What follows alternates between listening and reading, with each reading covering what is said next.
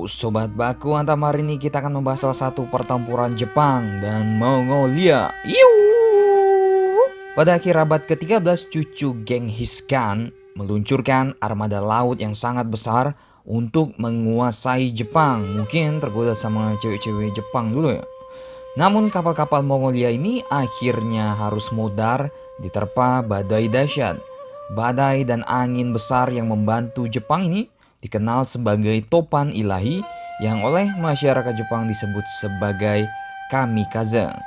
Abad ke-13 menjadi periode keemasan bagi orang-orang Mongol, orang-orang barbar yang bangsa sebelumnya tidak terlalu diperhitungkan, bertransformasi menjadi suatu imperium ekspansif yang mampu menaklukkan wilayah-wilayah di sekitarnya. Tak hanya Timur Tengah, Asia Tengah yang menjadi sasarannya, akan tetapi wilayah-wilayah Asia lain pun juga tak luput dari invasi Mongol ini. Setelah sukses menaklukkan China, Korea, Jepang menjadi sasaran invasi orang-orang barbar ini. 2 kali usaha invasi dilakukan, namun gak kesampaian akibat kehendak alam. Kubilai Khan gagal menguasai Jepang. Pada tahun 1230, bangsa Mongol berhasil menaklukkan China Utara. Setahun berselang, mereka telah menyeberangi sungai Yalu untuk memperluas wilayahnya ke semenanjung Korea. Raja Korea Koryo dipaksa untuk setia kepada Mongol. Sebagai imbalannya, ia masih dapat memerintah sebagai negara vasal. Pada tahun 1259, Kubilai Khan, cucu sang Genghis Khan, naik tahta Mongol dan menjadi Kaisar Yuan China. Mengikuti tradisi Kaisar Tiongkok, ia berusaha memaksa negara-negara tetangga untuk tunduk pada kekuasaannya.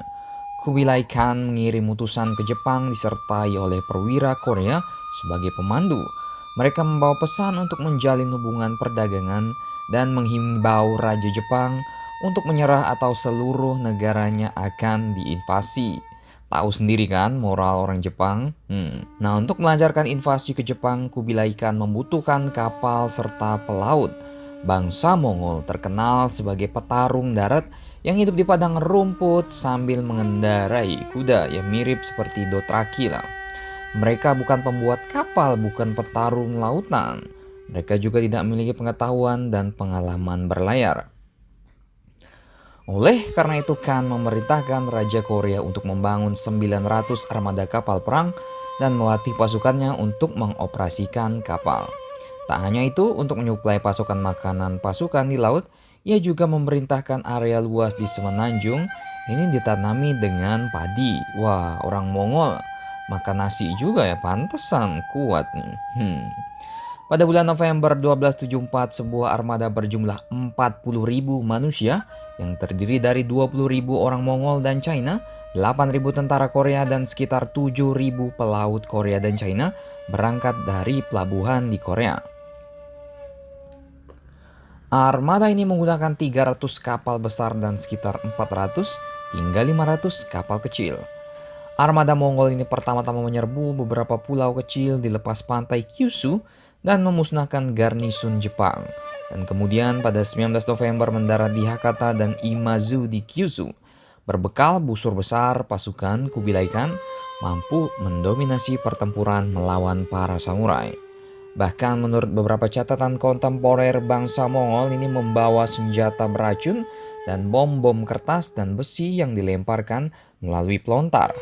Ini adalah kali pertamanya Jepang menghadapi senjata semacam ini, sehingga tak mengherankan apabila pasukan samurai Jepang sangat terdesak. Di tengah situasi genting, pasukan Kyushu mati-matian mempertahankan wilayahnya sambil berharap bala bantuan dari provinsi tengah dan timur segera tiba. Nah, saat pasukan Mongol sedang berada di atas angin, para navigator cuaca Korea tiba-tiba meminta para jenderal Mongol untuk menaikkan pasukannya kembali ke atas kapal. Mereka telah memperkirakan kedatangan badai yang dapat mengisolasi mereka di pulau itu apabila tidak berlayar.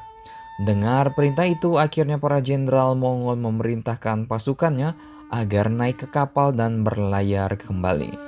Namun keputusan itu tampaknya cukup terlambat, karena badai kamikaze ini telah mengamuk dan menenggelamkan sebagian kapal-kapal Mongol yang mencoba kembali ke daratan Korea. Di lain pihak, badai ini menyelamatkan pasukan Jepang dari kehancurannya di Kyushu. Pada siang harinya, mereka melihat tubuh-tubuh orang anggota dari armada musuh keluar dari teluk karena kapal mereka tenggelam di laut terbuka selama badai. Mereka kemudian ditangkap dan dibawa ke Mizuki untuk alias dieksekusi. Ya salam. Menurut catatan Korea, sekitar 13.000 orang dari pasukan penjajah ini kehilangan nyawa mereka selama ekspedisi ini. Kemungkinan sebagian besar dari mereka tenggelam. Invasi Mongol yang pertama telah gagal dan sisa-sisa pasukan Kubilai Khan kembali Korea dengan tangan hampa. Bagaimana kelanjutan invasi Mongolia yang kedua? Ada juga. Kapan dibahas ya? Nantilah. Silakan baku hantam kalian di Mongolia di rumahnya Pak Genghis Khan.